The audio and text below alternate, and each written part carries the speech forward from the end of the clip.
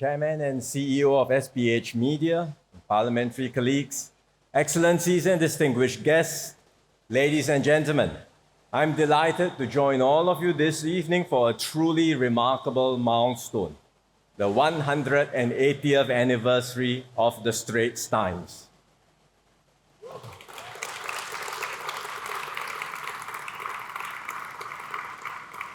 Not many organizations endure for 180 years, let alone in the fast-changing media world. That the Straits Times has done so speaks volumes about its relevance, its resilience, and its remarkable ability to evolve. It began in 1845 as an 8-page English weekly, then called the Straits Times and Journal of Commerce, catering to the European community in colonial Singapore. And we all can see for ourselves a replica of the very first issue of the Straits Times. It's my first time seeing it. I don't know about you, but my first reaction was, so many advertisements. I'm sure today's Straits Times teams will be delighted, or SPH Media will be very happy. My second reaction was, such small print. I'm told it's the actual size, so the people back then must really have very good eyesight. Anyway, today the Straits Times is the oldest English language newspaper in East Asia, older than even global titles like the New York Times and the Daily Mail. It has built up a loyal readership across generations in Singapore and across the world. The Straits Times has chronicled every chapter of the Singapore story, through the colonial era, through our battles against communism and communalism, through merger, separation, and the struggles of early independence, and through our nation-building journey, reflecting both our achievements and the many challenges and trials we've overcome, from economic downturns to terrorist threats and pandemics. As our newspaper of record, you've not only reported the events of our time, you've also captured the spirit of every generation, our hopes, our fears, our aspirations. And you have never stood still. You have embraced change and innovation, experimenting with new formats and technologies, adopting digital tools and online platforms, and rethinking how stories are told. And so the Straits Times has become more than just a newspaper. You are a trusted voice for Singapore, explaining the issues of the day, helping us make sense of a complex world, connecting Singaporeans to global developments, and carrying Singapore's perspectives beyond our shores. And that's why I was heartened to learn that the Reuters Institute had recently ranked the Straits Times as the most trusted news brand in Singapore.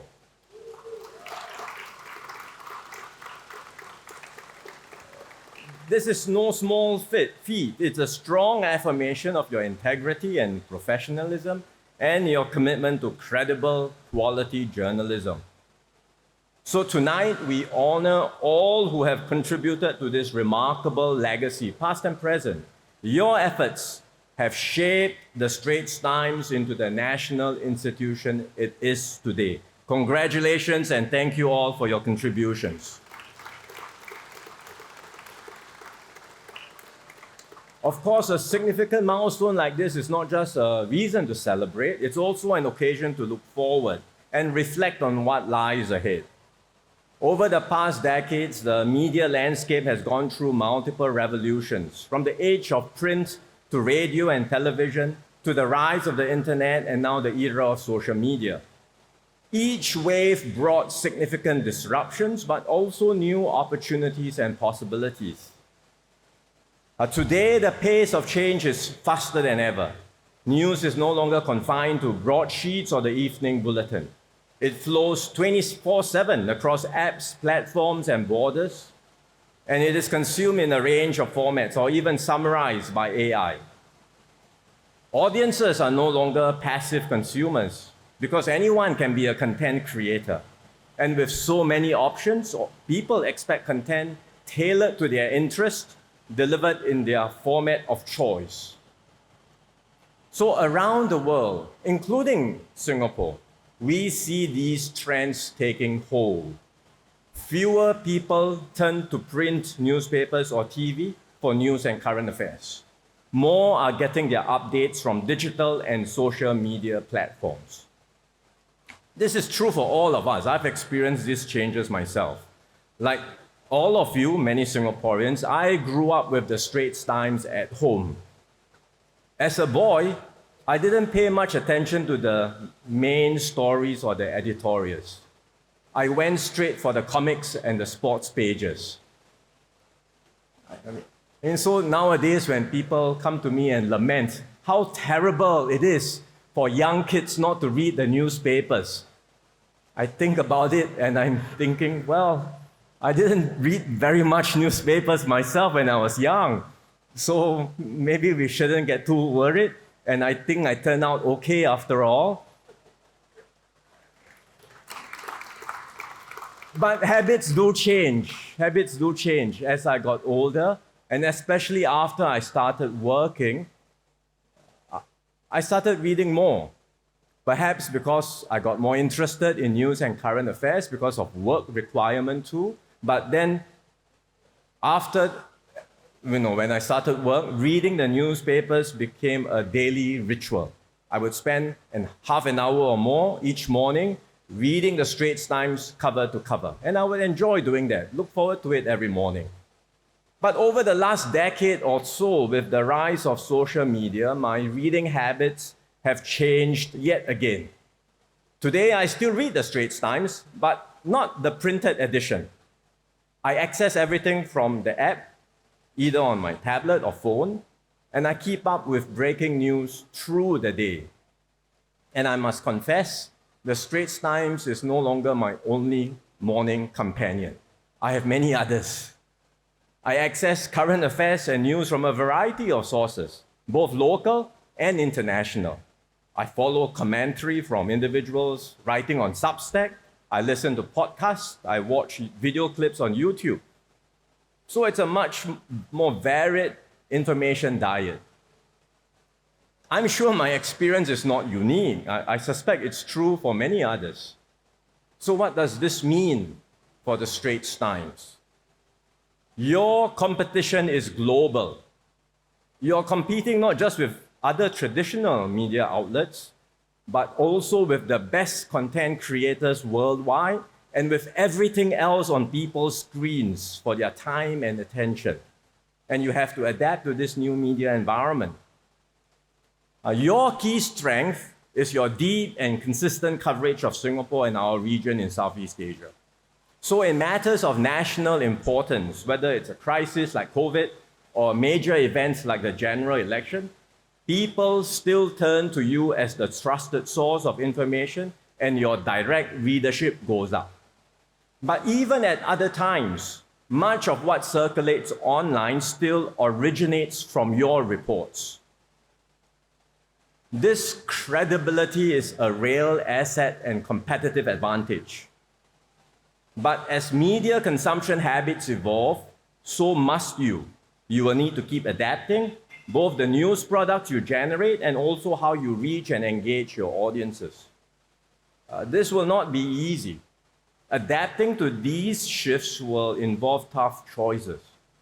There will be trade-offs to manage, including the risk of cannibalizing existing formats or disrupting long-standing work processes. For example, to stay relevant, you will need to experiment with how content is presented across different platforms. This means rethinking how different formats can best serve diverse audience needs. I believe there will still be a place for print, and we should all do our best to keep print newspapers viable in Singapore for as long as possible. But 10 years from now, the printed Straits Times may well look quite different from what it is today, in style, tone, and length. It has to be different if it is to remain relevant and useful to future readers. What changes should you make in order to stay relevant? Ultimately, only the Straits Times itself can make this call, weighing the opportunities, managing the risk, and evolving in a way that stays true to your mission while meeting the changing needs of your readers.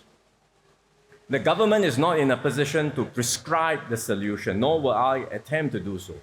But let me offer 3 broad reflections on what the Straits Times can continue to do to stay relevant. First, build on your strengths as a trusted anchor for Singaporeans. Even as reader preferences become more diverse and fragmented, we will need trusted and unbiased sources of information. In today's digital environment, it's easy to fall into echo chambers or be fed only what algorithms think we want to see. Singapore needs trusted media that continue to present balanced perspectives, surface different points of view, and hold meaningful conversations so that we can better understand one another and develop a common understanding of the world. The Straits Times must remain such a unifying force, helping Singaporeans make sense of complex issues, bridging divides, and fostering a shared identity and sense of purpose. Second, keep quality at the core of everything you do. Formats may evolve, but quality content never goes out of style. It is not true that people only want short videos or clickbait headlines. Succinct, timely reports will be an important news product. But long-form writing and deep dive analysis can still draw loyal audiences. But provided the content is of high quality, insightful, and well-crafted. The temptation will be to chase eyeballs with sensational news. But that's not the path to building trust. In an age of misinformation, the Straits Times must continue to anchor public discourse with clear exposition and reliable facts. Delivering all this consistently requires you to have a strong and capable team across editorial, production, technical, and business functions. You will need not only professional expertise, but also a clear sense of mission and the energy and creativity to thrive in a very challenging industry. Your success will not be measured by the size of your profits, but by the trust you earn, the audiences you reach, and the impact you make. And to do all this, you must offer competitive career paths and purposeful job responsibilities to attract resourceful and enterprising young people to join you and help take the Straits Times forward. Third, speak with a Singaporean voice to the world. Today, Singaporeans can access news from countless sources, but they turn to the Straits Times for uniquely Singaporean perspectives, one that reflects our values, our interests, and our place in the world. You help readers here and abroad make sense of global trends through a Singapore lens. As a small country navigating a complex and uncertain world, we need strong and credible institutions that can analyze clearly, explain deeply, and advocate confidently for Singapore's interests. And this is the role the Straits Times must continue to fulfill. Of course, delivering on all these requires resources. The business model for quality journalism, unfortunately, is coming under strain everywhere in the world. Newsrooms across the world are shrinking, and many outlets have become captive to commercial interests. We cannot allow that to happen here in Singapore. We do not want our national newspaper to be owned by billionaires with narrow or partisan agendas. Nor do we want public trust in the media to be eroded. And that's why the government is stepping in to support public service media in Singapore, to ensure that quality journalism remains viable, independent, and accountable to Singaporeans. And for its part, the Straits Times must make full use of the government support you are receiving to produce a high-quality newspaper for all Singaporeans, one that informs, educates, connects, and holds our society together. and you have our full confidence and support in this mission.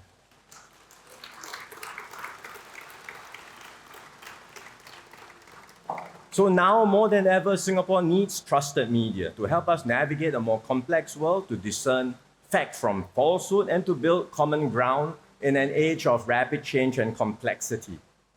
I'm heartened to see the Straits Times pressing on, evolving with the times, embracing innovation, and staying true to your mission.